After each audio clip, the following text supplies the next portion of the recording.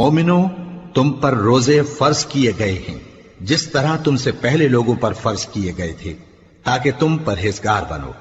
روزوں کے دن گنتی کے چند روز ہیں، تو جو شخص تم میں سے بیمار ہو یا سفر میں ہو تو دوسرے دنوں میں روزوں کا شمار پورا کر لے۔ اور جو لوگ روزہ رکھنے کی طاقت رکھیں لیکن رکھیں نہیں، وہ روزے کے بدلے محتاج کو کھانا کھلا دیں۔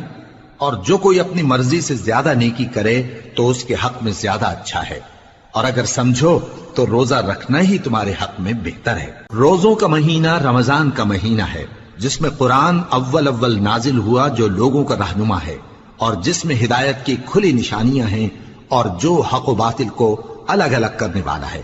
تو جو کوئی تم میں سے اس مہینے میں موجود ہو چاہیے کہ پورے مہینے کے روزے رکھے، اور جو بیمار ہو یا سفر میں ہو تو دوسرے دنوں میں روزے رکھ کر ان کا شمار پورا کر لے۔